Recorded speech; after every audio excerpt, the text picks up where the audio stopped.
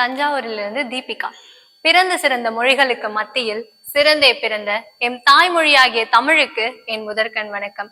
நான் முதல்வரானால் என்ன செய்வேன் என்ற கேள்விக்கு மக்கள் இதுவரை எதை பார்க்கவில்லையோ அதை செய்வேன் என்பதே என் பதிலாக இருக்கும்.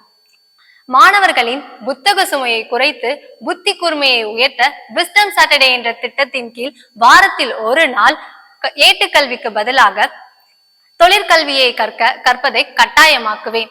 இன்று அமேசானிலும் அலிபாபாவிலும் நம்மூர் மண்பாண்டங்களும் கைத்தறி ஆடைகளும் பல மடங்கு விலைக்கு விற்கப்படுகிறது. ஆனால் அதன் லாபம் நம் தொழிலாளர்களுக்கு சேர்வதில்லை. இதனால் என் வில்லேஜ் டு குளோபல் திட்டத்தின் மூலம் இடைத்தரகர்களை ஒழித்து அனைத்து கிராமங்களின் விளைபொருட்களையும் நேரடியாக உலக சந்தைக்கு கொண்டு செல்வேன். இதனால் டாலரில் கிடைக்கும் லாபம் நேரடியாக நம் விவசாயிகளின் வங்கி கணக்கில் சேரும். நான் முதல்வரானால் என் முதல் நோக்கம் தாமதத்தால் ஒரு உயிர் கூட பிரியக்கூடாது என்பதுதான். அதற்காக நான் கொண்டு வரும் திட்டம் தான் உயிர் காக்கும் 10 நிமிடம் திட்டம். 10 நிமிடத்தில் உணவு டெலிவரி ஆகும் இந்த காலத்தில் உயிரை காக்க மருத்துவம் வராதா என்ன?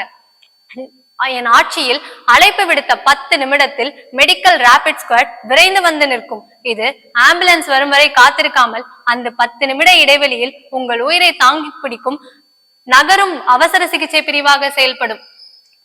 பெய்யும் மழை நீரை சேமிக்க தெரியாதவன் நிலத்தை ஆள தகுதியற்றவன்.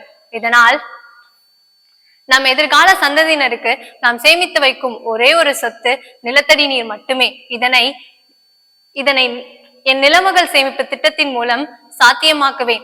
வெறும் மழைநீர் சேகரிப்பு தொட்டிகள் மட்டும் போதாது. சாலை ஓரங்களில் மழைநீர் உறிஞ்சு கிணறுகளை அமைப்பேன். பெய்யும் ஒவ்வொரு சொட்டு மழைநீரும் என் நிலமகள் வங்கிக்கு சென்று சேர்வதை சென்சார் மூலம் உறுதி செய்வேன். ஒரு மாநிலம் வளர்ச்சியடைந்த மாநிலமாக மாற வேண்டுமானால் அதற்கு கட்டிடங்கள் மட்டும் உயர்ந்தால் போதாது. மக்களின் ஒழுக்கமும் அரசாங்கத்தின் நேர்மையும் உயர வேண்டும்.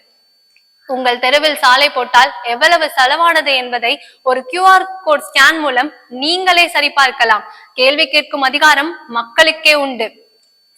பள்ளி கல்வியிலேயே ஒழுக்கநெறி கல்வியை கட்டாயமாக்குவேன். ஒழுக்கநெறி கல்வியை கட்டாயமாக்குவேன். நேர்மையாக செயல்படும் அரசு அதிகாரிக்கும் பொதுமக்களுக்கும் மாநில நற்பஜை விருது வழங்கி கௌரவிப்பேன்.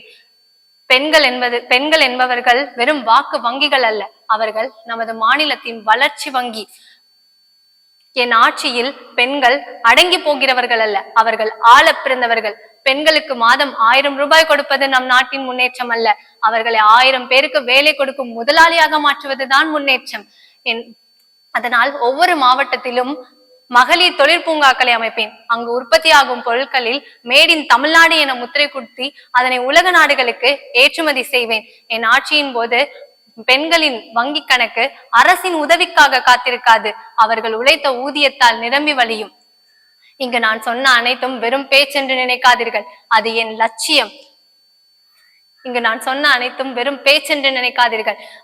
லட்சியம். என் ஆட்சியில் தப்பு செய்தவர்களுக்கு தண்டனை உறுதி, பாதிக்கப்பட்டவர்களுக்கு நீதி உறுதி, ஒவ்வொரு பெண்ணுக்கும் பாதுகாப்பு உறுதி. வெல்வோம், பெரும் புரட்சியாக வெல்வோம். நன்றி, வணக்கம்.